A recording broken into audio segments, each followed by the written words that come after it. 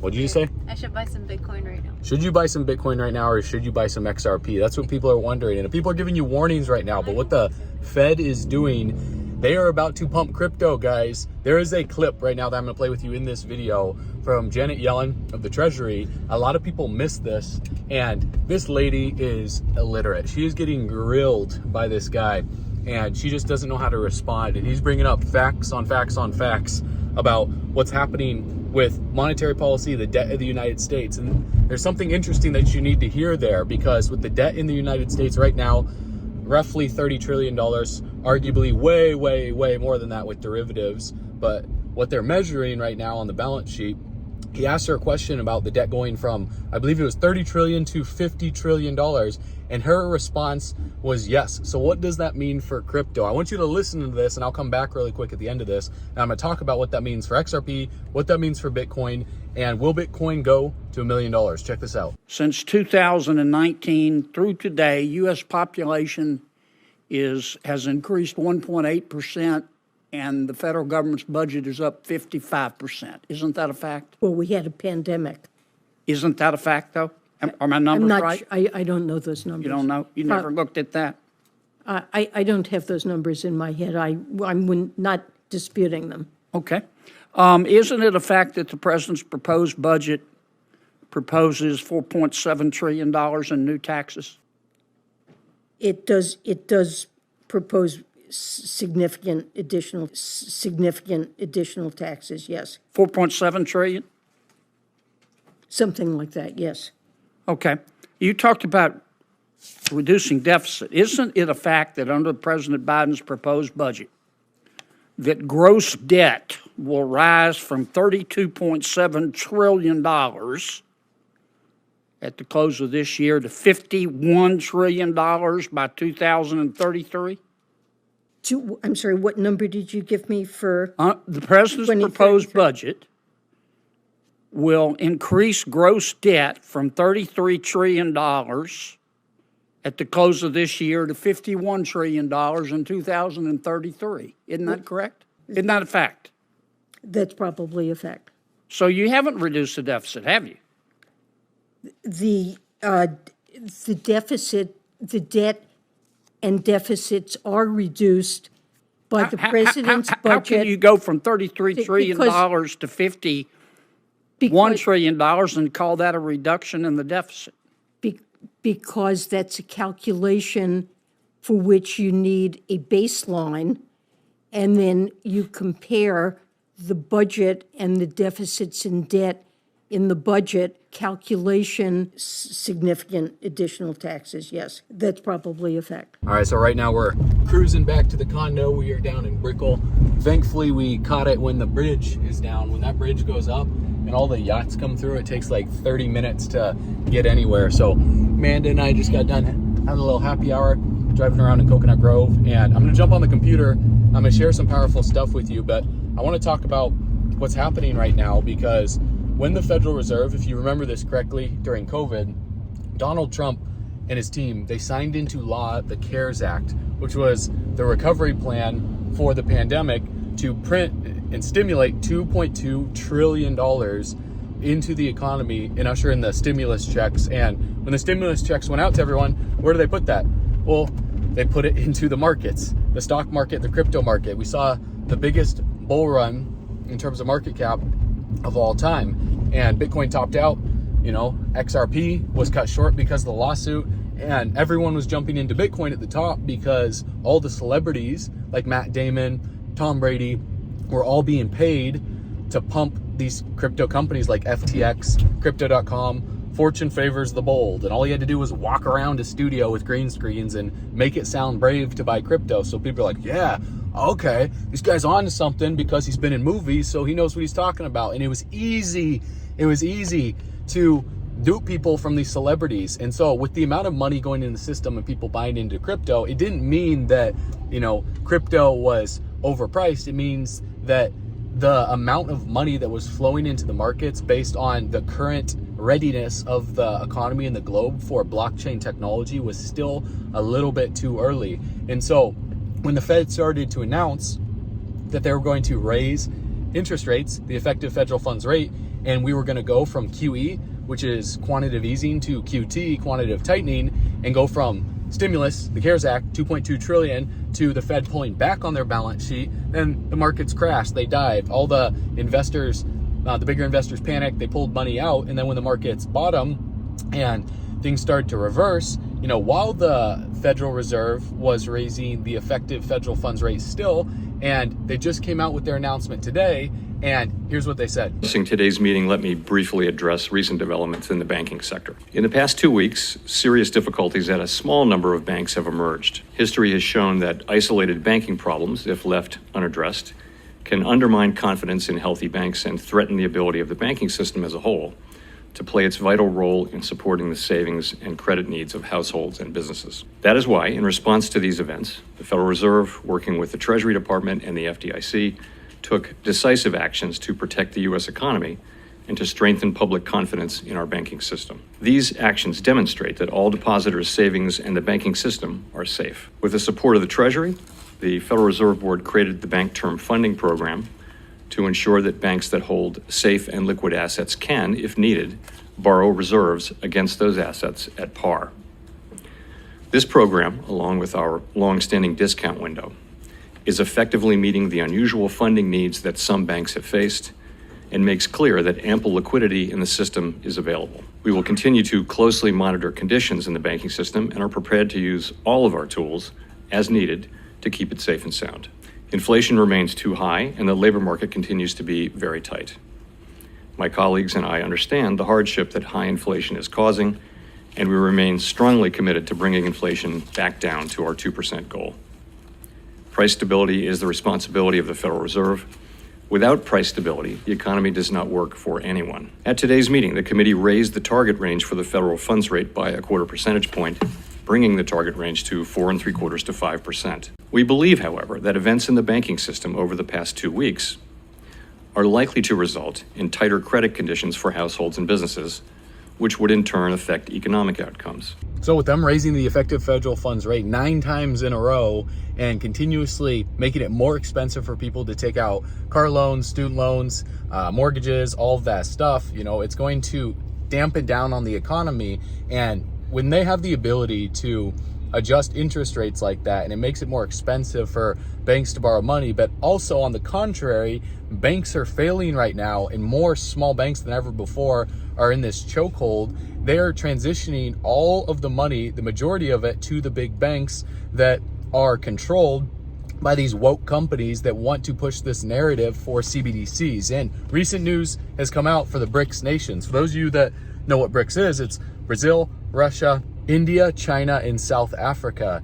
And these countries are going to be using the digital yuan, and they're putting together a backing of precious metals. So we see gold, having a rally. We see precious metals are going to be having a rally. And what is that going to cause for Bitcoin? Well, people are calling Bitcoin the digital gold, right? And then Litecoin was considered the digital silver, but everyone knows that Litecoin's the dinosaur crypto from the past bull run. And the cryptocurrencies from the past bull run didn't run during this bull run. And then or the 2021 bull run. Then for this next coming bull run right now, the cryptos for the last bull run aren't going to run for the next one. So it's interesting because trends change, right? And this last bull run was ran by meme coins and people getting greedy because of quantitative easing. See, when it's easy to get money and when interest rates are low and the government's printing and stimulating the economy, anything pumps. You don't have to be any particular genius to find a project that is going to grow.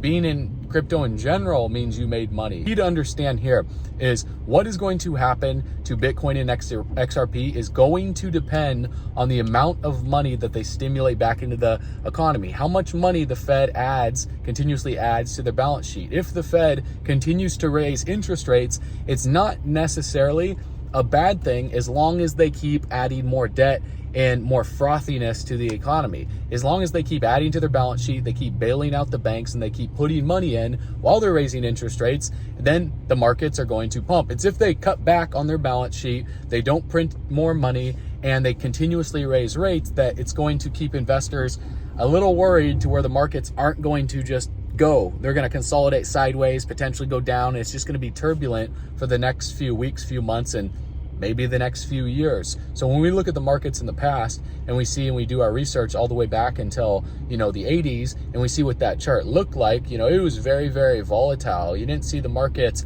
pass all-time highs for a long period of time. And where we are right now with how much money is in the economy and how much money can move quickly out of these markets, it's an even bigger tidal wave coming. And with the BRICS nations preparing to use the digital yuan rather than the United States central banking digital currency, that's driving innovation out of the US, that's driving all these cryptocurrency companies to other countries. And what has XRP been doing? What has Ripple been doing as a company? They've been partnering with these massive banks from other countries and using their XRP ledger and the technology that they have for cross-border payments between banks for instant payments, safe, secure, fast, and everything that they want to do as a company to make Ripple the primary blockchain business that these banks use. Now, with central banking digital currencies, how is that going to affect crypto moving forward? Because this whole banking crisis is a plan. It's a plan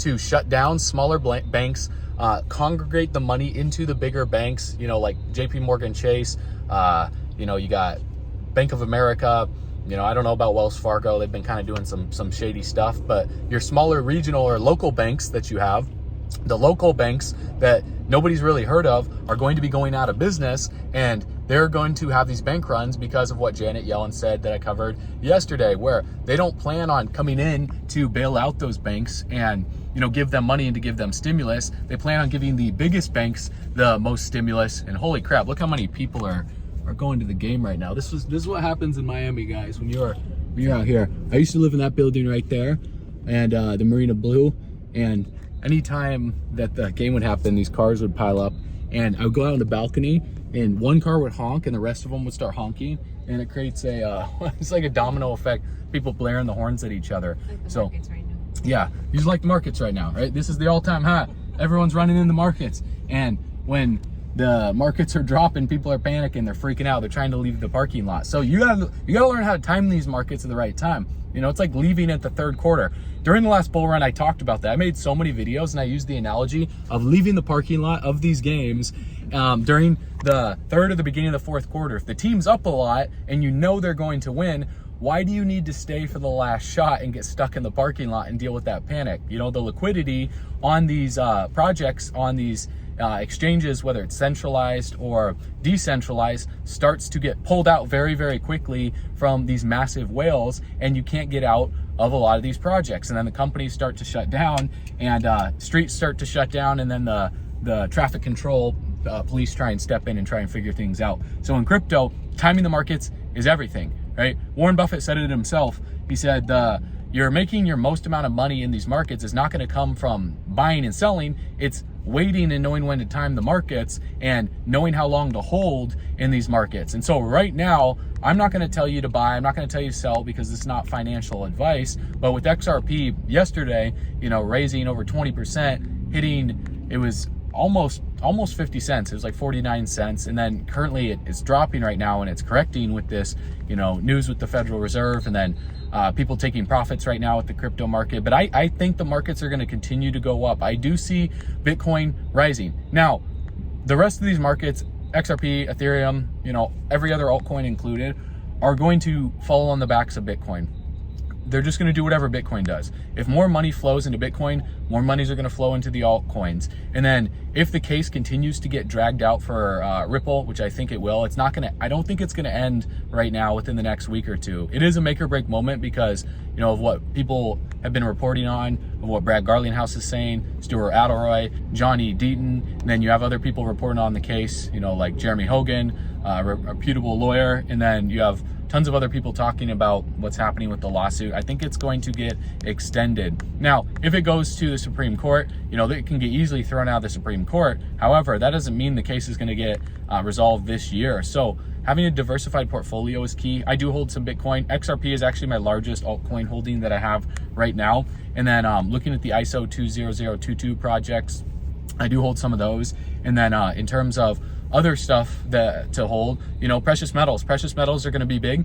Gold, it's going to be absolutely massive. I see gold passing an all-time high, and the reason why is because the BRICS nation and what I talked about on them backing their central banking digital currency, their new currency, their digital currencies with precious metals, basket of precious metals. And more news is going to be popping up out about that. But if you follow my Instagram, RunLifeNick, go ahead and check that out. I made a video a little while ago talking about that, and they're starting to usher that in now.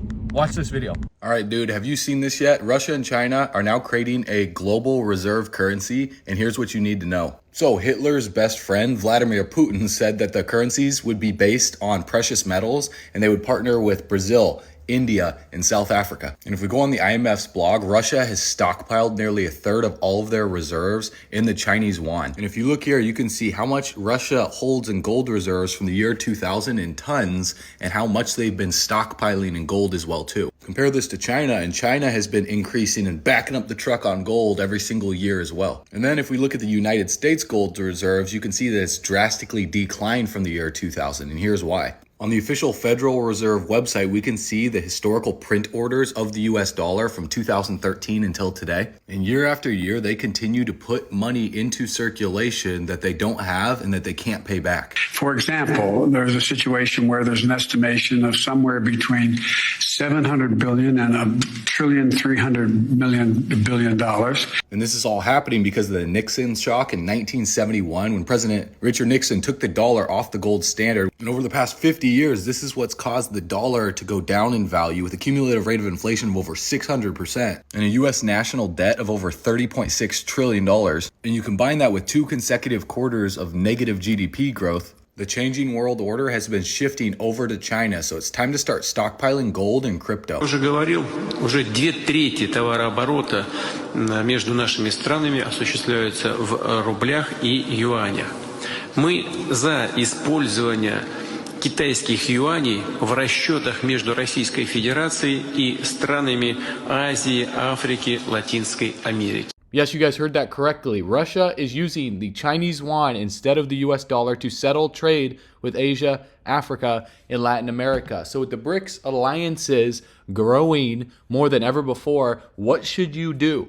How is that going to affect your portfolio, and how can you prepare before we see the next massive move in the markets? If XRP were to do what happened back in 2017 and we see, XRP become the standard for these massive banks overseas, partnering with these big countries, then you need to be ready.